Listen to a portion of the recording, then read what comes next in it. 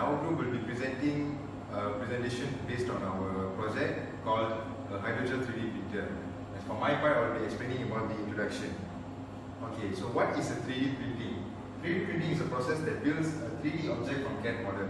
It is also a process that deposits a printed material onto the powder bed with inkjet printer heads, which is done layer by layer in the x-axis, y-axis and z-axis according to the object's 3D digital model.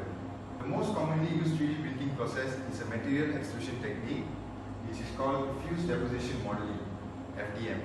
Now let's talk about why FDM is commonly used as a printing process.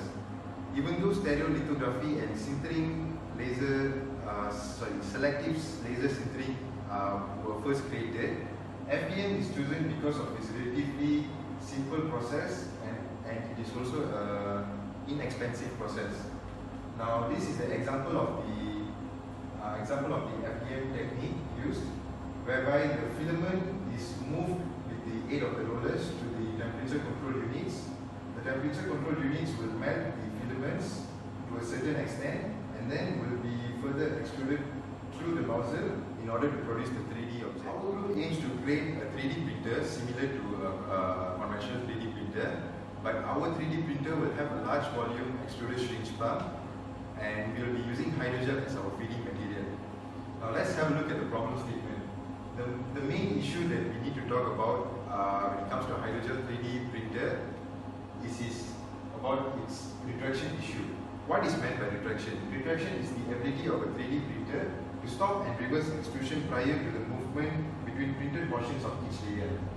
And why is it so important to solve this retraction issue? Is to prevent the hydrogel from leaking or oozing during non-extruding moves, which can produce unintentional extrusion of hydrogels that can reduce the print fidelity. The first figure at the top shows about the retraction of the hydrogel. The second figure at the bottom shows about the after product because of the retraction issue. The after product will be something like that.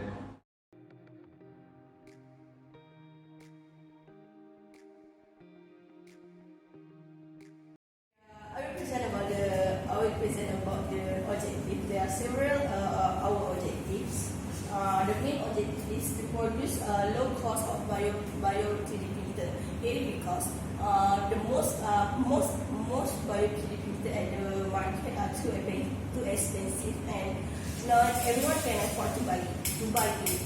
After that, increase bio printer in volume, which means we produce a big syringe to store the hydrogel.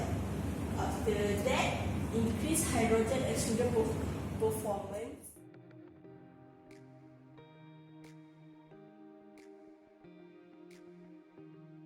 For the next part is the concept and design. Our 3D printer design is based on a DIY 3D printer concept design. The reason we choose the DIY 3D printer design is because the DIY 3D printer design is easily can be fabricated and is widely used. And we also know that it will run the 3D printing very smoothly. So our 3D printer consists of two major parts, which is the body frame and the LVE extruder, which is stand for a syringe pump large volume extruder. So for the first part is the body frame. Body frame also consists of several components and parts like the low aluminum alloy, steel or bar as the supporter and the base, and the MR70 stepper motor. Okay. Second major part of the 3D printer is the large volume extruder. Large volume extruder is fabricated using a 3D printing device and made up of the PLA, plastic or ABS. To run the extruder, we will put a 60cc syringe at the core of this LVE. Then this plugger will push the hydrogel in the syringe and to extrude it out as the product. The planner is run by double action gear, will be elevated by a NEMA 70 stepper motor.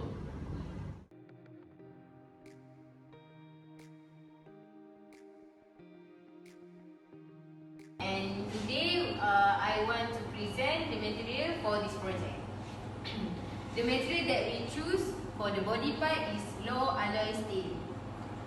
From the design requirement, low alloy steel is a lightweight, which is easy to carry with low density. Next is good hardness. For the good hardness, it able to support the electrical and mechanical component. And next is the good fracture toughness, and it also very inexpensive. Next, shrink. The material that we choose for the shrink is plastic polypropylene. As we know, polypropylene is also inexpensive, which is we can afford it. Very resistant to moisture, and it also good chemical resistant when hydrogel apply on it. Next is gear. Here, the material that we choose for gear is polylactic acid, as we know as PLA. PLA also lightweight that make the machines in a low density. To produce the gear, we use the 3D printing to print the gear. For the needle, the material that we choose for the needle is any stainless steel. Any stainless steel, its characteristic is cannot harden via heat treatment. It also good corrosion resistant, and it also good heat resistant. When the hydrogel flowing on through the needle, it will withstand with the heat. And the last is hydrogel. Hydrogel that we choose for this project is alginate polycrylamate. As we know, alginate is polycrylamate is very cheap and we can afford it. It also easy for polymerizations. Thank you.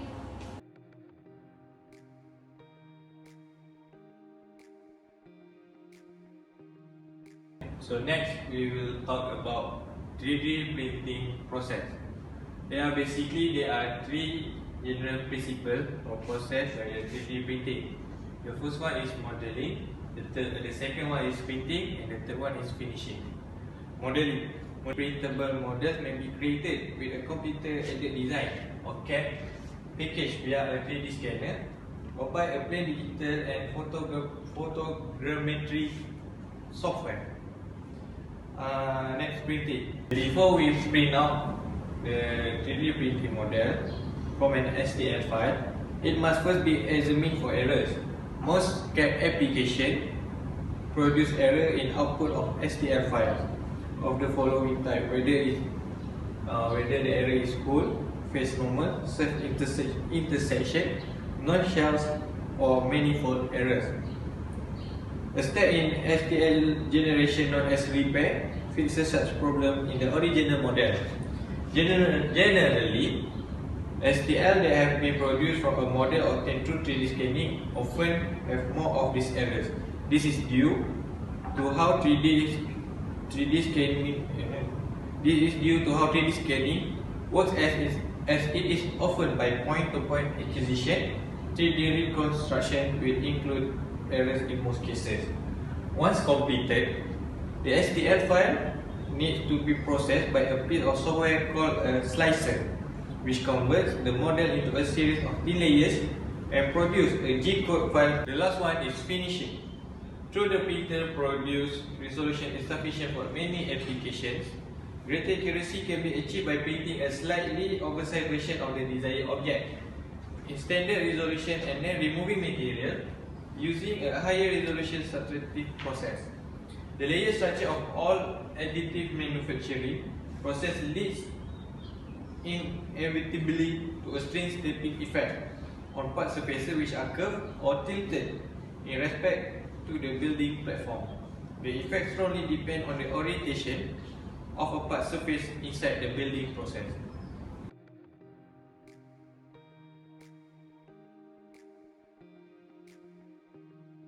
So next we move to cost estimation.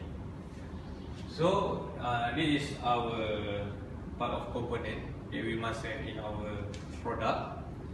Actually the component is quite easy to find, and the price is our estimation for